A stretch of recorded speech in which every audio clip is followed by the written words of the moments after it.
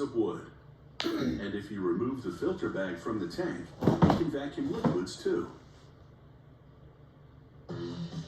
A wet-dry vacuum is lightweight, yet can handle heavy-duty pickups that would ruin an ordinary vacuum cleaner. Most of the components are plastic. This machine produces them by shooting molten plastic into molds, then cooling it to a solid state. A robot extracts the finished parts. All the vacuum's parts are injection molded except for the electric motor. The motor has two fans. One cools the motor itself with ambient air, and the other creates a vacuum to suck debris through the hose.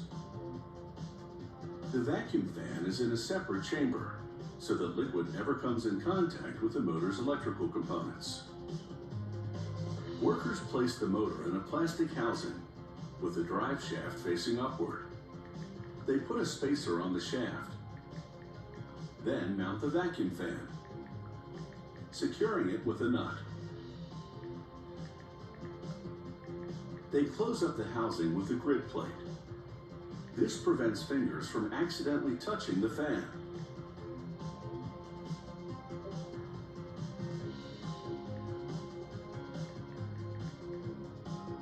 They now take the head assembly to a testing area. They'll run the motor for up to 10 minutes to make sure everything functions correctly.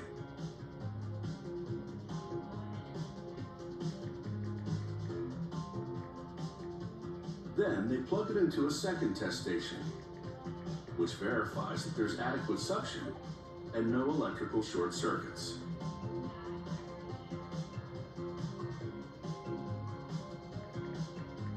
If everything checks out, they send the head assembly to the packaging area. There, workers assemble the rest of the vacuum.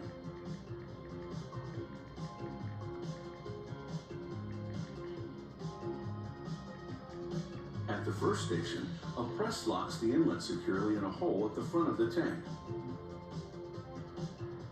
At the next stop, a worker places a package of screws, an instruction manual, and 4 casters to be installed by the purchaser in the tank. Next, workers take the head assembly and add it to the vac's top cover.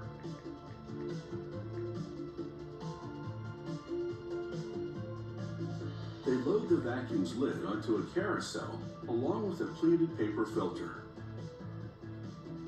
The filter prevents dust and fine debris from getting into the vacuum fan chamber. Then they mount the head assembly on an automated screwdriver machine and place the lid on top after first removing the filter.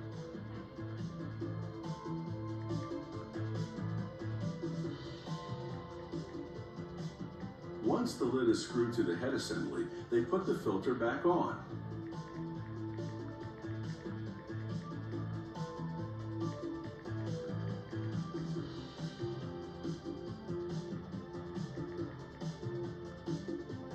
Now they place the assembled lid onto the tank and snap down the latches to secure it.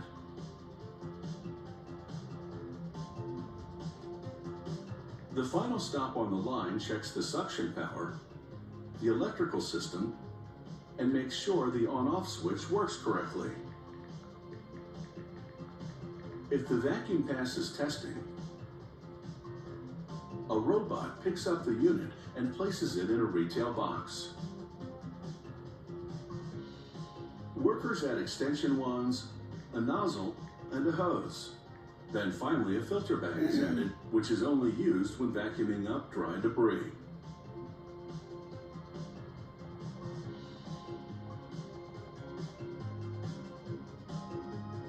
Consumer wet-dry vacs come in several tank sizes, from 1 to 24 gallons.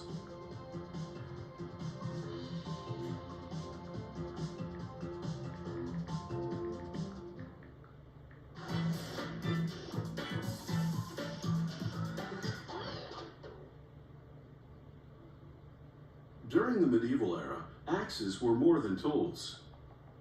They were terrifying weapons that could inflict very deep wounds. Today, craftsmen still make battle axes for use in the entertainment industry.